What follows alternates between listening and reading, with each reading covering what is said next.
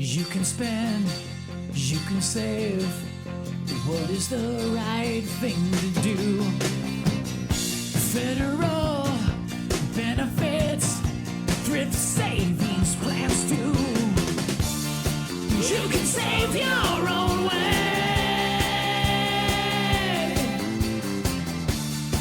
with help from Micah and Tammy. You can save your own way. Save your own way. Well, welcome to the Plan Your Federal Retirement Live podcast. I'm your co-host, Micah Shalansky. I can't even say my name, Micah Shalansky. And live with me is Tammy Flanagan. Tammy, how's it going? I'm doing great, Micah. Good to be here. And I'm excited that we have a live show today. We always love these live broadcasts where we get to interact with our listeners and answer questions and provide hopefully some useful information for everyone today. I was thinking about this, Tammy, as we're kind of getting ready for it. I would definitely say probably our favorite, and correct me if I'm wrong, would be like a live in-person butts in the seats is always absolutely fantastic because that's the one that we get to see people, we get to interact with them, and we love it. And then second up with that one is going to be like the live podcast webinars, etc. And then just the normal podcasts, which are great because I love jamming with you, but the interaction with people, that's fantastic. I know that's really what we're here to do, right? To interact with people, to help them, to answer questions. So we're happy to do that. And we're excited to be here. I really am. I love this. And like you said, the live audience is so much energy. And this is kind of that same feel, except for we don't have to travel anywhere. That is really nice. We couldn't be doing this otherwise, right, Micah? Yeah, every week flying to each other, that'd be a lot of travel time. So yeah, probably not. It'd be like Taylor Swift trying to get to the Super Bowl.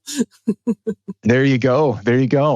So we wanted to kick this off a little bit early because our listeners provided a lot of great questions, and we're not going to be able to get to them all. So we're going to have a plan for how to answer some questions after the pod as well.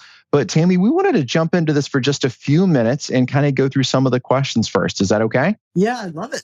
We excel at questions. Now let's see if we can do the answers. Fair enough. All right. We have a question that's come in from Julius, and he says, if I retire from the federal government age 62 with a non-reduced retirement entitlement, should I wait to apply for Social Security since my full Social Security retirement age is 66? I was born in 62. In retirement, I will receive a retirement check from the military. They're getting it now, and the VA. They're also receiving it now, and a FERS, a Social Security, TSP, account amount in there, and external investments at Schwab and Fidelity. And the equity in primary residence is his only debt. So Tammy, what are your thoughts on that? This really comes down to, does it make sense to turn on Social Security sooner or later? Well, first of all, I have to say, gone are the good old days of a single benefit retirement. I heard about 6 different streams of income potential with this person. So I think it's a matter of just balancing everything, because you're going to have certain things that turn on right away, like your first basic benefit, that's going to be coming. The military benefits, the VA benefits, those are coming. So add those up, see where you are financially, and then look at the balancing act between claiming Social Security now, meaning you'll take less out of your investments, versus delaying Social Security to get a bigger check later. But that might mean you have to take more out of your investments now to live comfortably. So what do you think about that, Micah? You're spot on, right? The way I like to look at it is from your full retirement age to age 70, right? Social Security grows by a guaranteed 8% a year. Now that's a guaranteed 8% increase. That's pretty fantastic. Now it's still a good rate, but now interest rates have creeped up a lot more, right? So it's not as good as it used to be when interest rates were 0 and Social Security was 8%. It made it even better. Now interest rates are 5, but Social Security is still paying 8, which is pretty spectacular. So that's how I like to weigh it with clients. And then the other piece to throw in there, Social Security is another stream of taxable income. So what effect is that going to have on your taxes? Tammy, with several of our clients, we like to delay Social Security because we're doing really big Roth conversions right now. And I don't want that extra 25, 30 grand of taxable income coming in. It's hitting with Medicare limits, restricts how much we can do Roth conversions. All those other things can come into play. Yeah. One last thing on that one is that if you claim your Social Security benefit early, you're also claiming your spousal survivor benefit early too, because That's this could right. have an impact on your surviving spouse if you're married. So be careful about that, because you might not be so concerned, but what benefits are left behind when you're gone, especially if you're married to a spouse. And so delaying your Social Security can really do wonders for increasing that spousal benefit. I love it. All right, Tammy, we have another one that came in from Jennifer, and this is one you said you wanted to answer. Deferred retirement postal employee. I'm going to resign at 58 with 20 years of service, then apply for my pension at 60. I'm FERS, and I've always been used to FEHB. Will I able to have FEHB into retirement, and how? Good question. Very good question. This is what we call MRA plus 10. That means that she is at her minimum retirement age, actually beyond it, because she said she's 58, and she's got 20 years of service. So she can retire today and collect the immediate benefit, but I'm sure she doesn't want to do that, because with only 20 years of service, not 30, she's going to have to take a pretty significant penalty at age 58 of about 20%. So what she's asking is, what if I delay or postpone my application? So I'm going to leave the Postal Service. There's no doubt about that. I'm leaving whether I take my immediate retirement or whether I postpone it. But she says, I'm going to postpone it till I'm 60, because at 60, the service requirement for an unreduced benefit is only 20 years. So all she has to do is wait that 2 years to collect that unreduced benefit.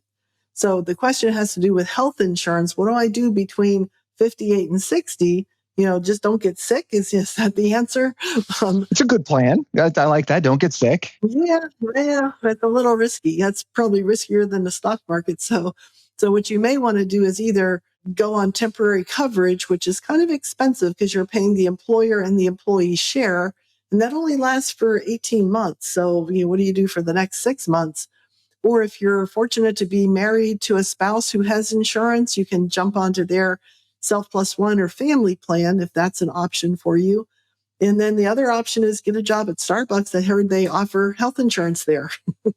Yeah, those are all good things. The team, I'm going to pull on that thread just a little bit. One of the comments that you said was she's going to be going a postponed retirement, not a deferred. So Jennifer, important language here. These are different things. So making sure you're postponed is really important. I was just going to say another thing really, really, really, really important on these postponed retirements, because I've seen people get really burnt on this. Read that application so carefully when it comes down to putting that date of commencement, the commencement date of that retirement. If it's the month before you turn 60 versus the month after you turn 60, whether it's the month before you turn 62 or the month after, read that carefully based on the way that you're collecting that benefit. Mm-hmm. Whether you're postponing it to avoid the reduction at 60, like Jennifer's doing, or whether you're waiting all the way till 62 because maybe you didn't have 20 years of service like she did. You've got to make that effective the first day of the month that you turn 62. If you wait till the month after, you forfeit your reinstatement of your insurance. So let's just be really clear what Tammy said. If you wait till the month after, you lose your health insurance. Tammy, did I hear that correctly? Because then it's called a deferred retirement. That's why you were so serious about saying deferred versus postponed. Sounds the same in the English language dictionary, but it's not the same when it comes to OPM and processing that benefit. Yeah. I think it's not well written into that application, so it's very confusing. And I had to read it 10 times, and I still didn't fully understand it until I saw the effect of it on somebody's retirement. If you have to, call OPM. Call them 7 o'clock in the morning Eastern time, but call them and ask them what date to put on there so that you don't lose out on reinstating that insurance. Don't do that hoping for the best, because it might be wrong. Yeah, there's no undo button on that one. Okay. One more quick question that came in from Manny. Want to make sure answering that about the special retirement supplement. Then let's jump into the core of the content we have to be chatting about today. So Manny writes in and says he's 53 years young with 30 years of service. His goal is to retire at his MRA, which is 57. He'll have a little over 33 years of service, most likely by New Year's, December 31st, 2027. He says, will my SRS be enough to help pay for my health insurance until I'm 62 years old? And could my rental income offset or affect my SRS? So the SRS is a special retirement supplement, right? That's the first supplement that comes in. So Manny, the calculation on that, don't know what your income is, so we can't calculate off the top of my head what your benefit is going to be. The formula for that is you take the years of service you have, not uniform service, generally speaking, only civilian service, divided by 40, times your age 62 Social Security benefit. That's going to get you a really close swag to how much that pension is going to be, that special retirement supplement is going to be. The other question you have is, how is it going to be reduced? Is it going to be reduced by my rental income? The special retirement supplement is just like taking Social Security early, where there's an earnings limitation. I think the earnings limitation this year, I'm not looking at my cheat sheet, is around $20,000 a year, but of earned income. Earned income means a job that you have. Rental income, you earn it because you got to work for that. I understand that, but it's not considered earned income. That will not affect it. Roth conversions don't affect it. Retirement pensions don't affect it. IRA distributions, TSP distributions, none of those affect that special retirement supplement, which is fantastic. Yep. That's an interesting one there, because he's only 53 and has almost 30 years of service. Can you imagine when he's 57? Yeah. Hopefully he's been saving in his thrift all those years. That's somebody who possibly could retire quite comfortably at a pretty young age. That's pretty awesome.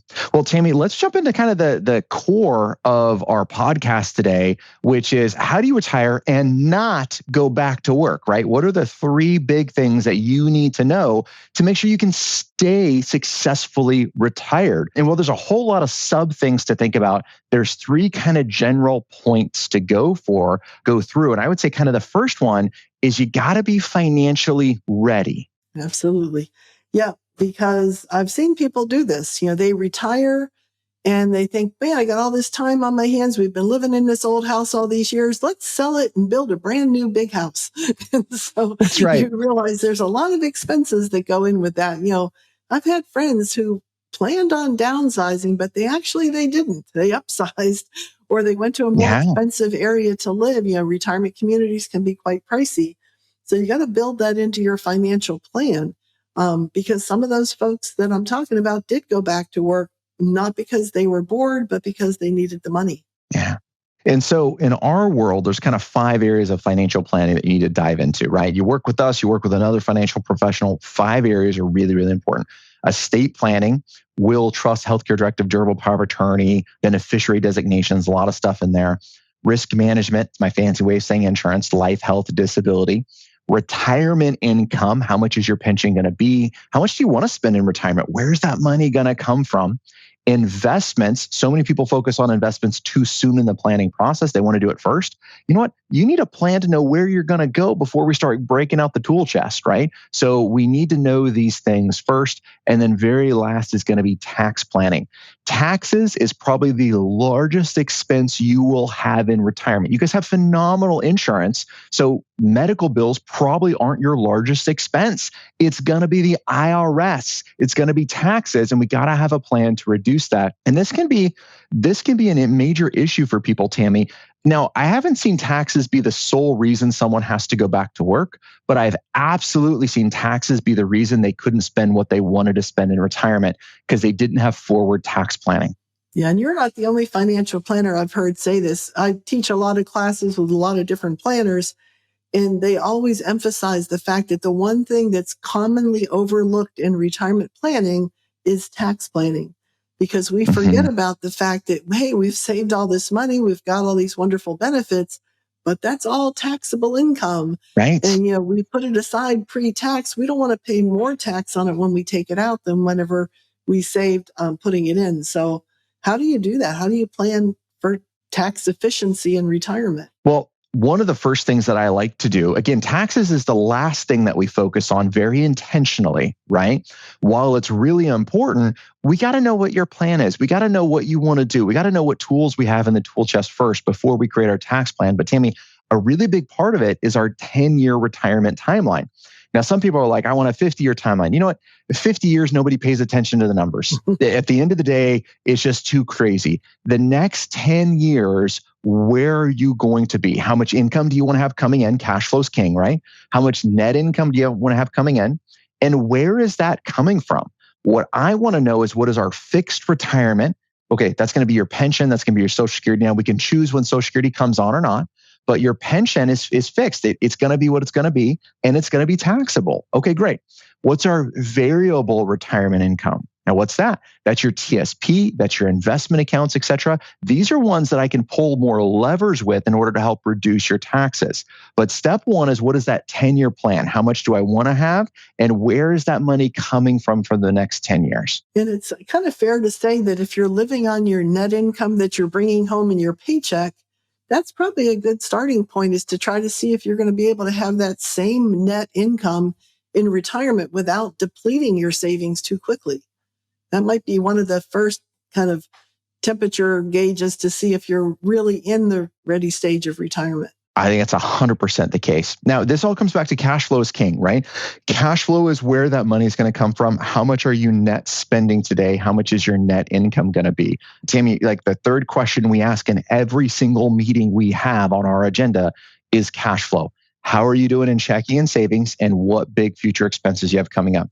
I don't care if you've been a client for one day or 20 years, we're asking that question because that's how important this conversation is, because it really dictates so much. Is that fair to say? Oh, absolutely. I think so too.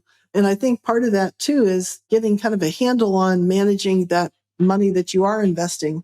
Because I see a lot of my clients who, before they even retire, they've moved everything to the G fund in their thrift, preparing to retire. And they're only 55 years old. So, right. How do you handle that with a client?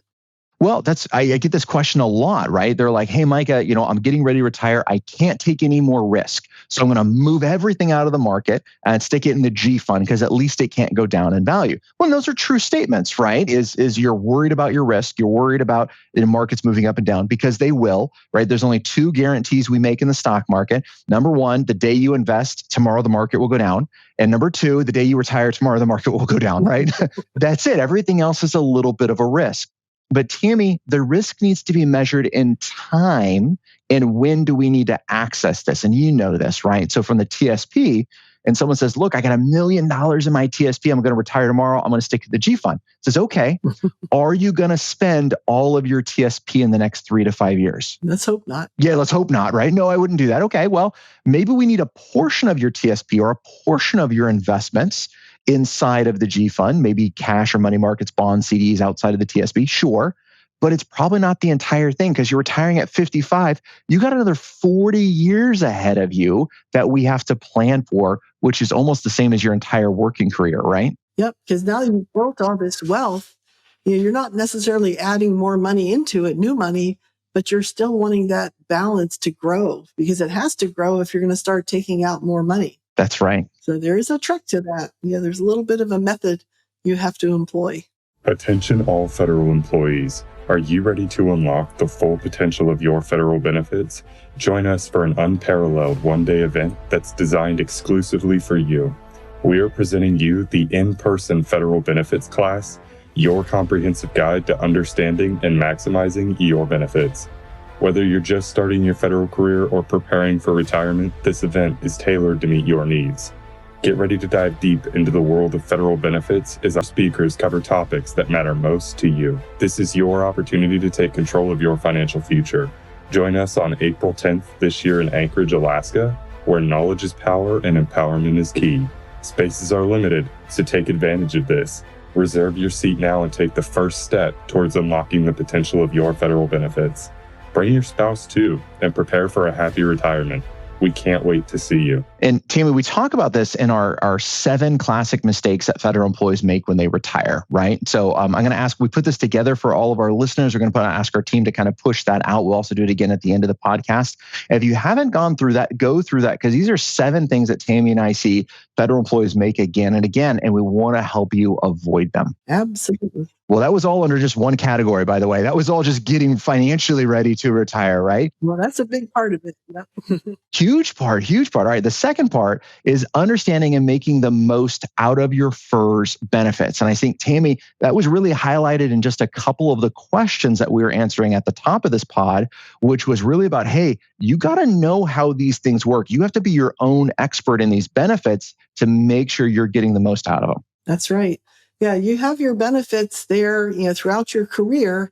And sometimes we don't really pay attention to them too much until we're ready to walk out the door, when we begin to realize, hey, we have a pension. I've met several people over the years who only thought they had TSP. They didn't even know that there was a government pension piece of their retirement. Yeah. That little bit of money that goes into FERS for people who were hired before 2013 is not much. It's 0.8%. Now, those of you who might have been hired more recently, you do notice that FERS contribution because it went up for those people hired later. But that's paying for a lifetime stream of income. It may not be enough to live on by itself, but you add that to the Social Security piece and then to your savings and investments, you've got a pretty darn nice retirement. I know a lot of people who are retiring quite comfortably on this 3-tiered system. It really is a good package, right? Especially I get to look at it from the outside in. I don't have health insurance through the federal government, FEHB. I don't have your guys' pension. So I got to look on the outside with a little bit of envy on kind of how it's set up. But we also got to see the limitations of it so you can plan on it. So we're not ragging on this, but it's important to see. And I think, Tammy, one of the limitations in the pension is going to be the COLA or the diet COLA, right? Number one, it's less COLA. And number two, it's delayed. So how does that fit into the system? Well, I go back to the late Senator Stevens, who was the father of FERS. We called him back in the 80s. I date back that long as well. Senator Stevens was really a friend of federal employees. He was fighting for FERS to be comparable on every level with CSRS, even though it had to be coming from 3 different streams of income. But there were members of Congress who weren't so friendly to federal employees, and they wanted things to be much more streamlined, much more efficient, less generous, a little less costly. So one of the things that they had to compromise on was the COLA. But if you think back and you look at all the things, how FERS works, I really think there's several things about FERS that almost makes it sound like Congress wanted us to work till we're 62. One of them is the fact that the cost of living adjustment doesn't start until you're 62, with the exception of disability retirements, survivor benefits, and some of our special groups like law enforcement, firefighters, people who have to retire at a younger age, they will get immediate COLAs. The other thing that I think Congress was thinking about us working until 62 was that if you retire younger than 62, the benefit's based on a 1% calculation factor. If you wait till one day after you turn 62 and retire, if you have at least 20 years of service, you're going to get 1.1%. That's a 10% increase. Yeah. If that means you have to work an extra 6 months or a year, hey, it's worth it. I've talked many people off the ledge into sticking around that little extra time just to get that 10% bonus there. And then the third thing I think that kind of makes me think like FERS is really designed for someone to stay till 62 is that it dovetails with Social Security. Now, yes, we have this special retirement supplement. It's kind of meant to take the place of Social Security, but it's only based on your civilian service. It doesn't get a COLA. It's kind of stagnant for those 5 years between 57 and 62, whereas Social Security is based on your whole lifetime of FICA-covered wages, and it gets cost of living adjustments every year, and they're not diet COLAs.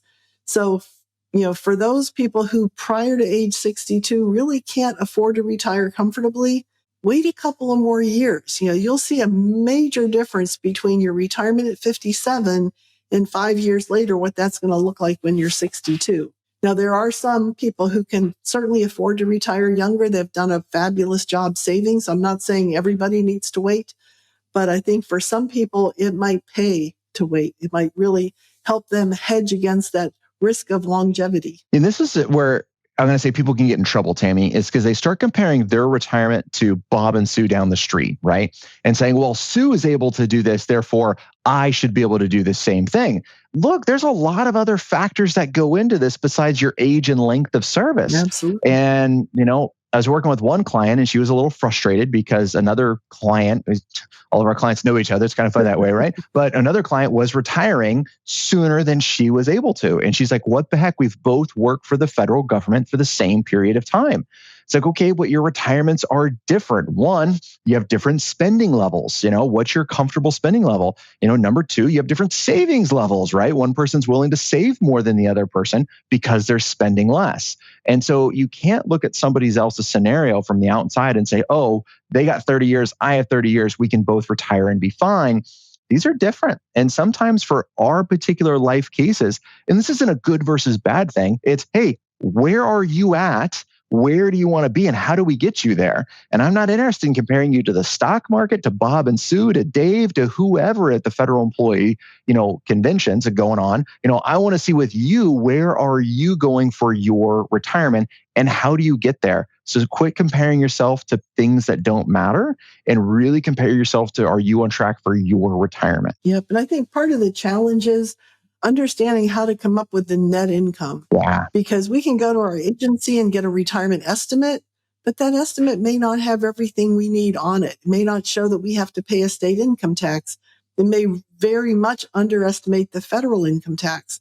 So you really have to think beyond just those tools that we have to really put them all three together, figure out what is my tax going to look like in retirement? What do I pay for health insurance, life insurance? And the fact that in retirement, we pay those with after-tax dollars, not pre-tax dollars. So we really got to understand what the net is going to look like in retirement. We know what it looks like while we're working because we get a paycheck every 2 weeks. But now we got to start piecing together that net income that we're going to have in retirement. Do it intentionally so that you really understand the insurance and the tax withholdings. Tammy, I want to pick on the insurance thing just a little bit because you and I, we can get on our soapbox on this one. Most federal employees, in my humble opinion, Tammy, I won't throw you into this just yet, if you don't want to be, but in my opinion, are overpaying for their health insurance because they're in one plan, and it's a good plan. I'm not knocking the plan. Yep. It's a good plan, but there's so many bells and whistles they're paying for that they don't actually need. And we can make a tweak to a lower level of insurance. And now I can already feel people's anxiety going up, right? Like, don't touch my insurance. Right. But we can go to a lower level plan that has some less bells and whistles that you're not using anyways and potentially save thousands of dollars a year on health insurance. And so these are things we really got to look at. I can go one step further than that, Micah. I can show you a plan that's better than that expensive plan. Because the reason why that expensive plan is so expensive is because of who's in it. Yes. It has a lot of older retirees in it who are in the hospital more often than young, healthy employees. And it also has people in there who didn't take Medicare when they turned 65. So it's really raising the price of some of those high option plans, which were so popular 20 years ago. We have huge numbers of federal employees as well as retirees in those high option plans that really don't need to be in there. Yep. And those standard plans are actually very, very adequate in many cases. They're great. So don't go by the name. When it says high option and standard, don't think good and bad. Standard can be perfect for your situation. It doesn't necessarily have to be that high expensive option when it has all the old sick people in it. You want to be in that plan that has a lot of young, healthy people. Or if you are Medicare age and you take Medicare Part A and B, pick a plan that really caters to retirees who have Medicare A and B, because that way that plan is going to be the secondary payer to Medicare. Yeah. It's going to reduce their expenses tremendously, and that shows up in the premium. It really does. So it's definitely something you have to do. Don't worry, I'm going to make this an action item for you guys later, but put a date right now on your calendar in November to review the plan. Just review it. That's all I'm asking. I'm not even saying making a change, right? But review it and let's look at this and see if there's a better option. All right, Tammy, we kind of went through the first two already, right? We talked about very generally getting financially ready, having that financial plan. We talked about the second one, understanding and making the most out of your FERS benefit. You got to do both of those. If you just understand them, but you don't do anything about your benefits, it's not worth understanding. You got to understand your benefits and take action to get the most out of them. Then this third thing, you have to be able to mentally wrap your head around. And when you don't, this is where we see people have issues in retirement that are financially sound, have made good decisions, but this third one can cause them to go back to work. And as crazy as this sounds, it's as simple as being emotionally ready to retire. Absolutely. Yep. I think it's a really important, underestimated part of retirement planning. Now, I always tell people you got to be financially prepared, but you have to be mentally ready for this transition because it is a change. It's a major life event. When you go from a 8 to 10 hour workday, 5 days a week, 52 weeks out of the year, to having the whole oyster in front of you with your choice of when to get up in the morning, what you're going to do with your day all day. And for some people, that's so exciting. And for other people, it's so scary. Yeah. So you really have to give yourself some grace and realize that there is going to be a period of time that you're going to have to adjust. Mm-hmm. And it may not work the first effort, but you've got to make some type of a plan in your head to visualize what do you think that life after retirement is really going to look like, and understand that that first year, maybe even 2 years, is going to be your honeymoon phase of retirement, where, you're cleaning out the closets and you're sleeping in till 9 a.m. But that's going to wear off, especially if you're a golfer, a fisherman or something, you want to go out and do all of that, every day of the week. That gets old after a while. So once you settle into some type of routine, you might start to realize that's not the routine you wanted. So you're a little disenchanted thinking, oh my goodness, is this what retirement is? I got all this time on my hands. Right. So you may have to step back and come up with a different plan, like redirect yourself someplace else. Don't give up on it.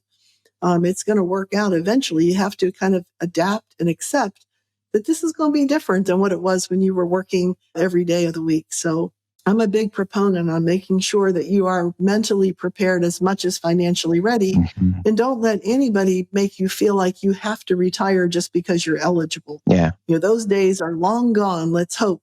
But I do hear that they happen on occasion. That's pretty sad. And that's why Tammy and I, aren't retired, right? We like what we do and we like doing these things. So we emotionally can't be ready for it. So we understand that challenge that's going to be there. But the part of it too is it's okay to step into retirement, right? Everyone's different. I got clients that it's a light switch. They're done, right? They're like, nope, I got a plan. I got other things I'm going to do. And I'm waiting for the day. That's the only reason I'm here is I need that day. They hit that day, they're off sailing in retirement. Everything is fantastic because they know what they want to do. They're excited about that next chapter. And then I got people that are really committed to the mission still, right? And they've been in there. Sure, they meet all their eligibility requirements, but they've been in here. They like what they're doing. They're making an impact and a difference, and they're not ready to go. And if those people kind of get forced a little bit more into the retirement and it happens all of a sudden, that's sometimes where we start to see other health issues come up. Other things kind of come up in their life, which make that a very difficult transition. So everyone's different. Know who you are, and husband and wife, you can have different answers, right? I was just going to mention that too. You got to think of your spouse. Yeah. I'll always remember this story that I heard a long time ago, and it was true. And I think people still do this today. But the husband was the one retiring. The wife was a stay-at-home housewife. And so she had the domain of her home, right? Everything was in order and she knew where everything was. So when he retired, to not disturb that order, because he knew that he didn't want to get involved with that, he refinished the garage out there, put air conditioning in it. So in the morning, he'd get up and have breakfast with his wife, and then he'd go out in that garage and he'd be busy doing something all day long, but then he'd come back in for dinner. But he gave her space. Mm-hmm. So if you're encroaching on someone who's already retired, give them some space as well. Find something to do part of the day so you're not 24/7 together, because that can get old with the person you love the most. Yeah, it can, right? What's your activities together? What's your activities separate? Those aren't bad things, right? You're still growing that healthy, happy marriage, and it takes on a different shape as you had already did when the kids left the house, right? And it is different when you have grandkids in those things. You and I just did a podcast will air a little bit later, but really talking about that longevity plan, which is a really important piece to this as well when you're getting ready to retire, about saying, all right, how are we going to live in retirement? Where are we going to live? When are we going to make some other big life decisions that are out there? And really where I see my clients that are successful in retirement, they see these things coming and they address them in advance. That's the most important key to every single thing we're talking about. Step number one, get financially ready. See it in advance, right? What are things I need to do? You're not going to account for everything and you don't have to, but vast majority of it, have a plan. Number two, understanding, and making the best out of your federal benefits. You're seeing your retirement coming up. You're knowing what those are. You're planning in advance. Number three, getting emotionally ready. You're seeing in advance again. You're thinking about these things. I'm going to be 65. What happens with Medicare? I'm going to be 70 and turn on Social Security. I'm going to be 73 and have RMDs, right? You're seeing these dates in advance and saying, how am I going to deal with them? It makes it so much easier when that time actually happens, and it's a smoother transition. And it's definitely doable. I think federal employees are very fortunate to have this type of a rounded retirement system that has two streams of lifetime income and then this wonderful incentive to save. And federal employees have done a fabulous job of saving. I think we're pushing close to $1 trillion in the TSP right now. Crazy. So it's just nuts. I believe it's the world's largest employer-sponsored savings plan. So we have done a really fabulous job of getting employees to think about this ahead of time and plan for that retirement. So now's the time that many of you are probably visualizing what that life is going to look like. Awesome. Well, Tammy, this podcast is all about taking action. For those of you that have put some comments in, man, we really appreciate that. Keep those questions coming. We're going to transition to some action items, but we're going to come up with a plan to make sure that we are addressing those questions that come up. So, Tammy, I'll kick it off, and I'm going to say the number one action, I already told our listeners what it is. Put a date on your calendar before you do anything else in November to review your health insurance plan. That's the next open season that's going to come up. I'm just saying review it. That's all I'm asking. And then I'm going to say a little another ask.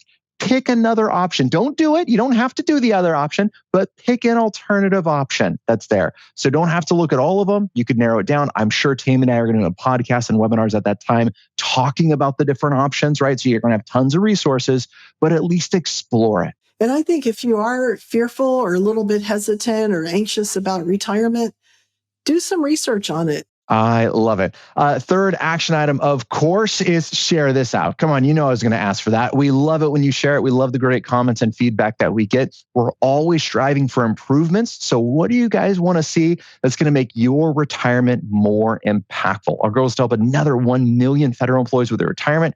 We can only do that with your help. So thank you guys so much. We always enjoy doing these. Tammy, thanks so much for joining me. Thanks, Micah. It's been great. All right, till next time. Happy planning. Hey, before you go, a few notes from our attorneys. Opinions expressed herein are solely those of Shalansky and Associates Incorporated, unless otherwise specifically cited. Material presented is believed to be from reliable sources, and no representations are made by our firm as to other parties' informational accuracy or completeness. All information or ideas provided should be discussed in detail with an advisor, accountant, or legal counsel prior to implementation. Content provided herein is for informational purposes only and should not be used or construed as investment advice or a recommendation regarding the purchase or sale of any security. There is no guarantee that any forward-looking statements or opinions provided will prove to be correct. Securities investing involves risk, including the potential loss of principal. There is no assurance that any investment plan or strategy will be successful.